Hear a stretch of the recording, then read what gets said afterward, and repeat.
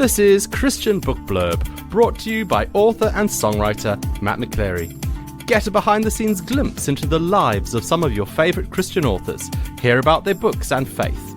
Also, why not check out my website, mattmcclery.com. This episode is sponsored by Michael T. Gowan's book series, Daniel, and includes Daniel being distinctive in uncertain times and Daniel being faithful in uncertain times. Get your copies from your local Christian bookshop or from malcolmdown.co.uk.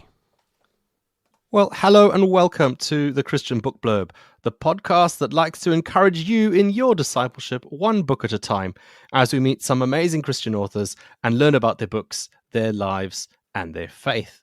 Well, I'm your host, Matt McChlery. Thank you so much for joining me today. And on today's show, I'm going to be talking about The God Who Sees You with the author, Georgie Tennant. Hello, Georgie. Welcome to the Christian Book Blurb. Hi, Matt. Thanks so much for having me on the show. It's really good to have you here. And today we're speaking about a devotional you've written called The God Who Sees You, which is, of course, the title of this episode. Primarily, then, who is the book for? That is a really interesting question. I think I had a rough idea of who I wanted it to be for before I wrote it, but I think it's ended up inadvertently reaching a wider audience, which is always good news, isn't it? I intended it for adults, male or female. I think I was fairly specific that I wanted it to be both genders because I didn't want it to be girly. That was the only thing I knew about this film. First, I didn't want it to be girly. I wanted it to appeal to everybody. I suppose adults, Christians that are walking in their faith, but perhaps struggling a little bit with some of the last knocks and things. And as time has gone on, it's been really nice to see that non-Christians are picking it up and reading it, and teenagers are picking it up and reading it. And I suppose sort of vulnerable people on the edges that I wouldn't necessarily thought of as the intended audience. So it's really exciting to see it beginning to spread further than my initial intention, as it were. That's interesting. Especially when you say you weren't expecting it to reach sort of people who were quite vulnerable, because I've found reading the book myself that it is a very personal and vulnerable book, filled with scripture, but it points towards there's so many examples that you draw out of the biblical narrative of characters who are feeling fragile or unloved or unseen. And in the book, you give some indication of how this reflects some of your own life. So what can you tell us about this? I think in my life, I've had quite a lot of, I suppose you might say, big things that have happened, like disappointments, grief. So the first major one in my life being losing a baby at 25 weeks. That was about 14 years ago now. And then the second one was losing my sister to cancer 6 years ago when she was only 35. And I just think sometimes the Christian world as such, the church isn't always very good at sort of speaking to loss and grief. We rightly encourage people to push forward to hope and encouragement, and we like to have good stories of successes and healings and that kind of thing. So when you're living in a fairly dark place or a hard part of your journey, it can be really hard not to feel kind of unseen or not really understood, or sort of your experience not embraced, sort of represented in the church and Christian life. So I think that would definitely be one of the places it's sprung from, sort of trying to find my way, or find us a way of living with that tension of loss and disappointment and hope. That reminds me of a conversation I had in the previous podcast, the one that came out just before this one, with John Hindley, about his book Weakness Our Strength, where it's this whole idea of, we want to be strong, we want to be successful, but actually there's something about this vulnerability and this weakness that we have, and finding God in that and through that, and not having to feel that you have to be strong, or you have to be perfect, or you have to be, whatever, all the time. Really good. Definitely, I think that people actually value that vulnerability and that weakness, because so many of us want to put on a brave face and be sort of all together. Not that we should go around, weeping away all the time and crying with everybody that comes across our path, but I think a bit of vulnerability is really encouraging for others. I've had so many people through my life say, thank you for your vulnerability. The fact that you're so open about things enables me to process my challenges and my weaknesses, or not have to hide. And people have even said things like, if you can hang on to faith in God, then so can I. Which I'm not sure that's a good thing Yeah, or not. it's amazing how this conversation is kind of tying all sorts of other ones I've had recently together. Because you're quite right. It's that being willing to be vulnerable also gives an authenticity to what you're saying. And Steve and Claire Musters, who wrote Grace-Filled Marriage, are up on the next podcast after this one. So that's coming Excellent. up, and they're all talking about being very vulnerable and open about marriage and relationships in that particular context. But one of the things they found, and I guess in quite a few Christian books, not just marriage ones or whatever, is that sometimes they're a bit too theoretical, or sometimes it's just like, oh, this is the teaching and this is how it should be, and it all becomes quite textbook, and you kind of think, oh well, I don't meet this mark, I don't meet this standard of being the perfect Christian or living the perfect life or having the perfect relationship or whatever it is. So it's actually quite freeing in a way when people are vulnerable and are authentic and are brave enough to say, yeah, life's tough. Yeah, life is hard. And like what you were saying in your book, in your book, The God Who Sees You, that, you can be vulnerable. You can be feeling unloved. You might be feeling unseen, but God does see you. So, that's really, really good. So thank you for writing in that very vulnerable, open way. Now, several chapters deal with seeing God and him seeing us, even within the ordinariness of everyday life. Why is it important for us to recognize God at work within the ordinary as well as the extraordinary? I just think so many of us are so focused on the extraordinary stuff in our lives, then that generates disappointment, because so much of our life is lived in the ordinary. We are human beings. We are dealing with, work and tiredness and kids and, all those different kind of things, and feeling hungry and those sort of things. And I just think if you only focus on the extraordinary, you've only got very few testimonies every so often of an amazing thing that God's done. But I always think that in church there should be an opportunity for what I call untestimonies. I like that. Rather than testimonies, we all have our testimony slots. I think there should be a chance at untestimony, which would be the explaining God didn't quite answer our prayers as we expected, but somehow, we grew, or we kept going, or we clung on to faith despite it, or some of those kind of things. I managed not to shout at my husband when he ate the last piece of cheese in the that kind of thing. Imagine in church being stood up about those kind of things said. But yeah, I was just thinking the Bible as well. There's so many examples of ordinary things.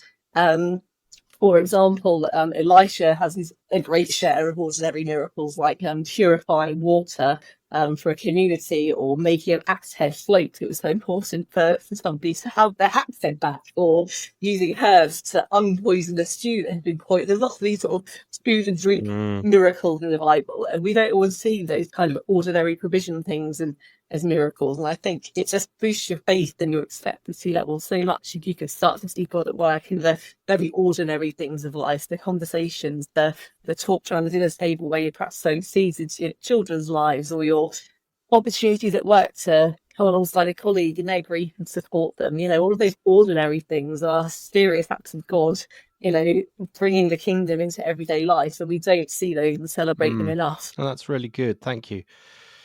Self-image is another topic you touch on in your book, The God Who Sees You. Is this something that you've struggled with? Yeah, I have. I think just generally through life, I was always a sort of high achiever at school. I was a classic kind of really perfectionist. student that wanted, got A's, A Oh, lucky stars, and wanted you. to go on Oh, and fly high. in my Thank dreams. you. It's not the thing these days, is it's eights Yeah. and nines these days, so the youth won't understand what A's and A stars mean. But yeah, I want a high flyer. I think I put pressure on myself, and then I think as a Christian as well, I do come from a Christian background. So for me, I try to sort of work out as I pull along, how do I be a Christian? How does all of this work? And often sort of compare myself to others and find myself not measuring up. But I just think it's so important to work on those kind of things and not let those kind of things drag you down and spoil your mental health, your peace, your faith. There's so much in the Bible about who you are in Christ. And there's a brilliant series called Freedom in Christ that I spent some time working through, and it just reminds you of all those great verses about how you're God's masterpiece and you're fearfully and wonderfully made, and you're called, you're chosen. You don't have to kind of be tossed and turned on the waves of self-doubt and self-image. So yeah, having that sort of strong anchor in those things is so Yeah, important. and I guess that's what you're saying in the book as well, is that God sees you, but he kind of sees you as he has made you, rather than maybe how you see Yeah, yourself. And absolutely. finding our self-image in God and what he says. I mean, you've touched on some of the great verses there that we can find about it. I mean, the Bible is a really important thing to do. How does knowing that God sees us in all stages of life, in every circumstance we face, how does knowing this help us and our discipleship? I think it really helps us because we all have this sort of false concept that if life isn't going well, if circumstances aren't in our favour, then what's up with us? It's all very wrong, and it's the kind of thing that does cause us to doubt our faith and causes a lot of people to walk away from their faith. So I think knowing that God sees us and understands us and guides us and is with us in all of our circumstances, and not only that, He can turn them around and bring good from them, just helps us to be better anchored. I think it makes our faith less dependent on circumstances. It helps our roots to go deeper. We just sort of are able to trust that He will bring good from it somehow. We trust Him rather than the circumstances around us. I just think it is such a difficult thing to grasp as a new Christian, that life isn't always going to be amazing. It isn't always going to be perfect, but you can trust God within and despite your circumstances, that your faith can go Just deeper. zooming in on something you said there, you mentioned doubt. What do we do with doubt? Is it okay for a Christian to doubt, or do we just pretend it isn't there? Or what if we are experiencing doubt and doubting our faith or doubting God, or whatever it may be? What can we do with that? How should we handle that? Where can we go? I think, yes, absolutely, it's okay to doubt and express our doubts. And I think it's so important to do that. So in a sermon I preached once, I told a story of my husband who accidentally one day left the lemonade bottle in the freezer overnight. You'll see the link in a minute. And so I was in the kitchen with my then 3-year-old son, and all of a sudden the freezer door blew open, shattering bits of freezer and ice and lemonade all over the kitchen. And yeah, he'd only intended to leave it in there for a couple of hours or an hour to cool down, left it in for overnight, and the result was such a huge explosion that it blew the whole freezer door open and so on. And I just think that's a great illustration of what happens if we don't deal with those doubts. If that builds up of doubt and fear and anger and all of those things just blow and implode or explode at some point, and that's when we walk away. But if we're able to deal honestly with those doubts, if we're able to perhaps talk to a trusted friend, get some prayer, have some counselling, read some fantastic books, they're often brilliant books on this subject. A couple I can recommend in a minute if you want me to. And I just think you can sort of try and find a bit of a theology of kind of well, not a theology of doubt, but sort of theology for when things go wrong. And then you can sort of walk with that tension of doubt and fear and wanting things to be better, but not implode, because you're sort of processing it and finding things that help you to process it. Tell us one of those books. One of our listeners might, really benefit from that. Well, I think one that everybody would have heard of is called On Mute by Pete Gray. That's a fantastic book. It talks loads about unanswered prayer. He's got his unanswered prayer course online as well. That's brilliant. But the other one that as well too really impacted me are both by Jerry Sitzer, which are one is When God Doesn't Answer Your Prayers, and one is A Grace Disguised. And Jerry Sitzer lost his wife, daughter, and mother. I think it was in the same car crash. So when you read the details, you think, wow, this is the man that's walked it. He's been there. He lived the hard stuff, and he still managed to cling on to God. So things like that, reading things like that, sort of helped me find a way through my own doubts and disappointments as well. Yeah, thank you for that. Coming back to your book then, of The God Who Sees You, it's broken up into sort of short, bite-sized chapters, I guess is the best description, because it's intended to be like a devotional, isn't it? It's Yeah.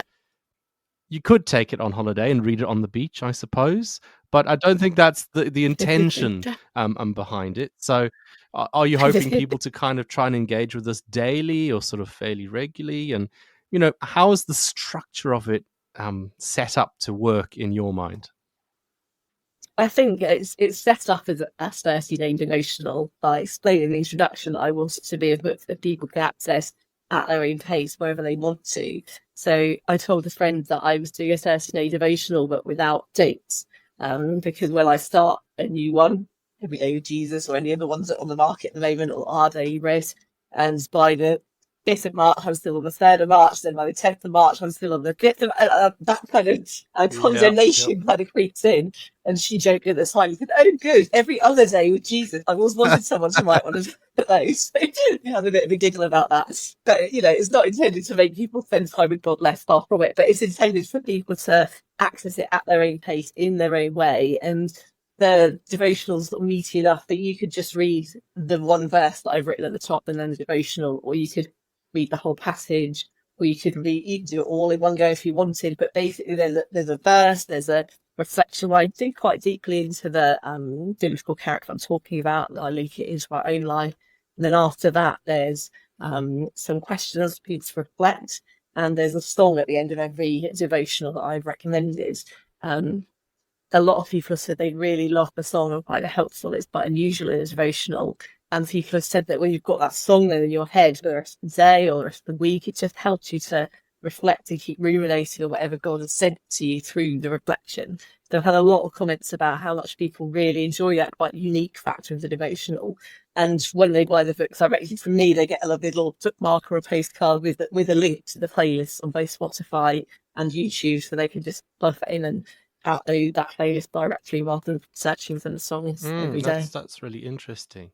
So the best thing is to buy the book from you, and then they get the little bookmark with the link on it. I was just going to say, it might be showing my age, but I remember when I was younger, you couldn't just find a song. You had to buy the tape or buy the CD, Yeah, and then you only got the 12 songs that were on that particular recording, and you didn't have all the others. exactly.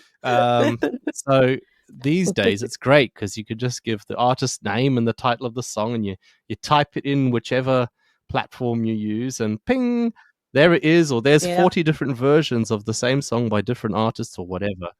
So yeah, Absolutely. that's really good. It's Yeah. so much better. Oh no, that's interesting.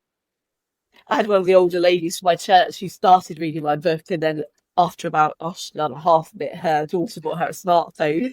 She called me over and invited me up the prayer meeting one day to tell me how exciting it was that she could just put it in her phone and the song came out. I just thought how sweet. We take it for granted, don't we, in this generation? Yeah, they're very good. It was weird. Some children, my daughter's age, well, my daughter's grown up in my house, so she knows what a CD is. But some children my daughter's age saw some of my CDs, and they were like, "What is this?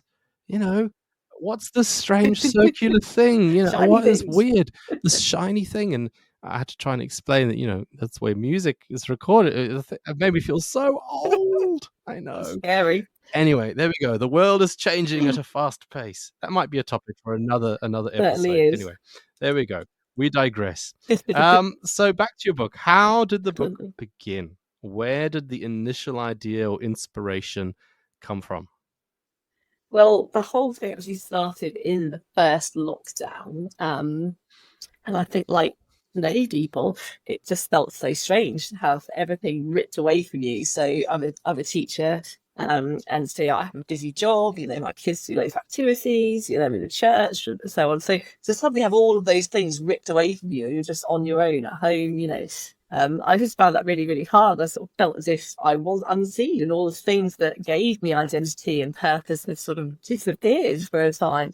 And so, one day I literally sat in the garden in the sun. It was lovely, that lockdown summer. And I just read the story of Hagar. And I made some notes. I do journal of it sometimes when I read the Bible. So I just made some notes, and I just came away from that moment, I suppose, just feeling a bit better. Like, God sees me. This is okay. We're in this together. It's gonna use it for good. And I actually then typed it up as a kind of reflection of it, like the ones in my book. And I shared it with our pastor, and he felt that it was good to encourage people. So it was sent around as a PDF or whatever on WhatsApp, and people read it.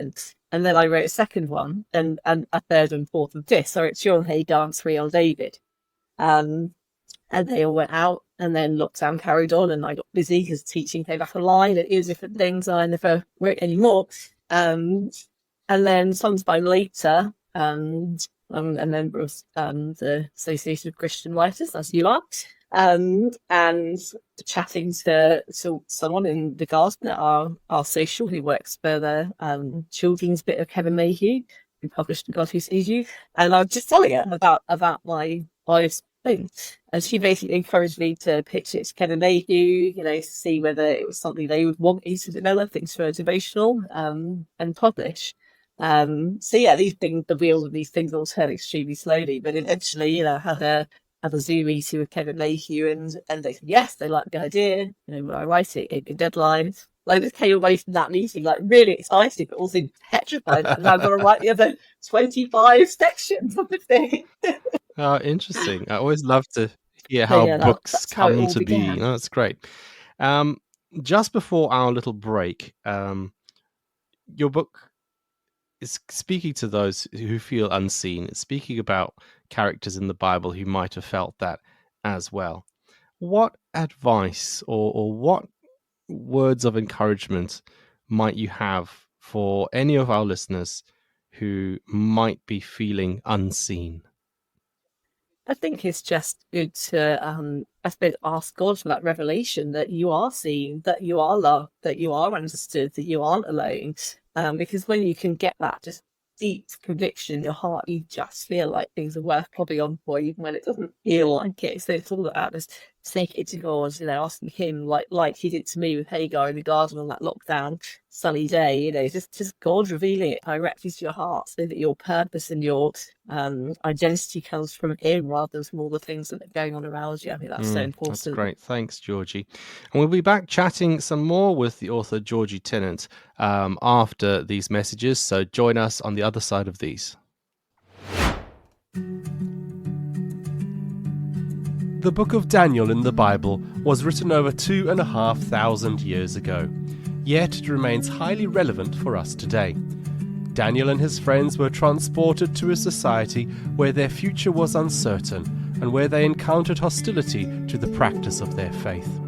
Their response gives us important pointers as to how we can maintain our distinctiveness and enjoy God's protection in similar situations. Michael T. Gowan's series of reflections are found within his book series called Daniel. The first of these is Daniel, being distinctive in uncertain times, that looks at the first 3 chapters of this book of the Bible. And chapters 4 to 6 are covered in his second book, Daniel, being faithful in uncertain times. Get your copies today from malcolmdown.co.uk, your local Christian bookshop, or from Amazon. If you enjoy listening to this podcast, you can help keep it on the web. All you've got to do is buy me a coffee. Head over to buymeacoffee.com/Matt McChlery to make a donation. There is a link in this episode's show notes. So go on, buy me a coffee today and help this podcast to keep supporting Christian books and authors. Welcome back to Christian Book Blurb, the podcast that likes to encourage you in your discipleship one book at a time. We have been chatting with author Georgie Tennant about her book, The God Who Sees You. Now, Georgie, after the break, we like to get to know the author a little bit better. We've heard quite a bit about your book, which sounds fantastic. It is great. I've read it. But we want to find out a little bit more about you. So, who are you? Where are you? What do you do? No, there's too many questions at once. Let's start off with what do you do for fun? Well, what do I do for fun? I think I'm still at the stage of life where most things are about children and work and running them around. But when I do have a spare moment, I do really enjoy going for walks and coffees with friends. That sounds very middle-aged, doesn't it? But that is something that just refills my tank. I try and go for a walk most Mondays with a friend. We just go around the village and just catch up and get a bit of exercise at the same time. And I think the other thing I love to do for myself is just to go for a really long bath with my Kindle, which sounds terrible. Don't drop it. Yeah, I was going to say. In the bath at any point, but I never have yet. So it's just having the opportunity to just relax and read a good novel. I just think it just makes me feel like I've really had some me time. And speaking about coffee with friends, what is your favorite coffee shop? I'd probably say Costa. That's a bit boring, isn't it? A big chain, but you get your free one every so often. I like going for a nice cappuccino there, and then some of their Christmassy coffee. Oh, what flavour Christmassy coffee? The gingerbread one. Gingerbread latte. Yeah, the gingerbread ones, they're really pretty good. The marshmallow ones as well, aren't they? I'm not too sure about those ones. Anyway, good. No, and so you've kind of mentioned being a teacher as well. So is that your main job, or is writing your main job, or where you're at in terms of all of that? Yeah, so I teach part-time, so I teach 2 days a week, but anybody that's ever been a teacher or known a teacher will know that's never actually 2 days a week, so that just tends to spread into the rest of the week a little bit as well. So I teach, I'm in Kingsland in Norfolk, so I teach secondary English. I'm in an 11-16 school, so I teach up to GCSE at the moment, although I've had to up to A-level in the past. So yeah, I teach part-time, which is a lovely luxury that enables me then to do other things that I have a passion for, which include the writing, and also I volunteer for Care for the Family. So I spend a bit of time doing some bereavement support stuff with Care for the Family, which enjoy is probably the wrong word, but I do enjoy it in a weird sort of way, because again, it's that sort of bringing things to the broken. It's that similar sort of theme. Oh, interesting. And you've got a young family, so let's talk about TV. What do you enjoy anything, or is there anything your family's particularly enjoying watching together at the moment? Well, we've got to the stage in life where one's 15 and one's 13, and they've both got quite different tastes, so it's quite hard to find something we all agree on these days. But there are a few things we like watching. We all love a good Marvel series. So any of the Marvel series on Disney Plus, we're all there having a chocolate mug cake, which the boys have mastered making, and watching that. And then we love a bit of cheese on Saturday night, so we all do rather enjoy the Mike McIntyre big show. We do all gather for that on a Saturday night for a bit of a giggle and some silly laughs. That's great. That's wonderful. Have you got anything coming up soon? Now, it could be another book idea that you might have been thinking of. Some authors I ask, they kind of go, "Oh no, I can't reveal any secrets," but some are quite gracious, or without giving us sort of the major plot line or anything, just sort of a very general outline if you've got anything coming up. But it may not be a book, it could be, I don't know, anything really, anything that you've got going on.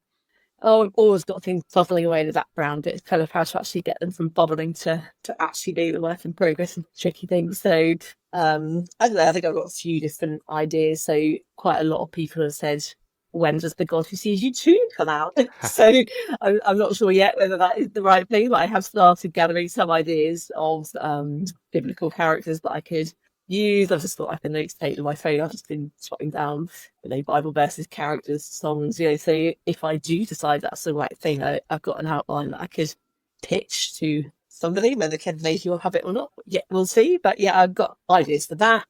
I've got various things in the background that I've written that could be collected in something. Again, something devotional-ish.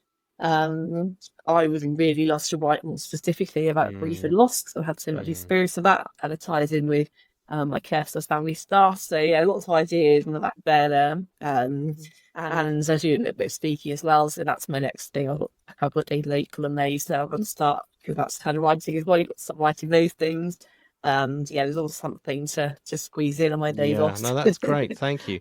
And speaking of speaking and possible books coming out, and indeed the book that you do have out already, have you got any sort of social media accounts that people can find you on, or where can people find your books to buy them? Have you got a website, anything like that? I have not yet become professional enough to have a website, so I think I'll quite go that far.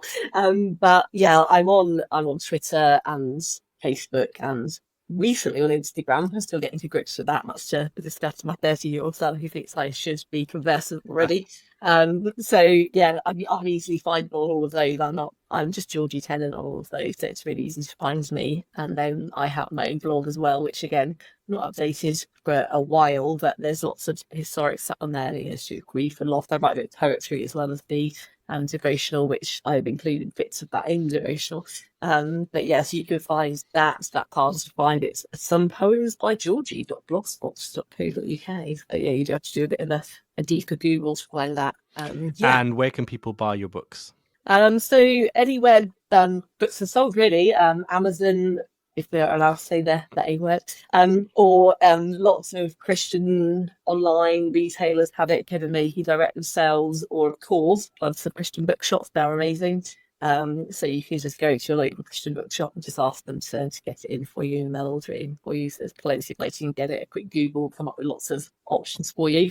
Or direct from me, if you want to contact me on social media, there we can sort that out, and you can get the copy with your book. Welcome, please. So what we'll do, for the benefit of our listeners, is we will put a link to your most favored social media profile in the show notes of this episode, so that they can click through, find you, and find out how to order a book with that very valuable bookmark with the links on it to the music and the songs. So we'll pop that in there for them. Yeah, it just leaves me really to say thank you. Thank you very much for this great half hour we've spent chatting together, all about your book, The God Who Sees You. And yeah, it's been a pleasure having you on the show. Well, thanks so much for having me on. I've enjoyed myself too. Really appreciate it. And a very big thank you to the sponsor of this episode, Michael T. Gowan, and his series of books called Daniel. Do go and grab yourself a copy from malcolmdown.co.uk or wherever good Christian books are sold. Go check it out. And thank you as well for listening to this episode of Christian Book Blurb. Don't forget, the podcast comes out twice a month on the 1st and the 15th. So do join us again for another episode where I'll be chatting with another Christian author about their books, their life, and their faith. So do join us again really soon. Thanks for listening. Goodbye. Thanks for listening to Christian Book Blurb with your host, Matt McChlery. Do give it a like, give it a share, and let your friends know all about it. We do hope to see you again soon on another Christian Book Blurb.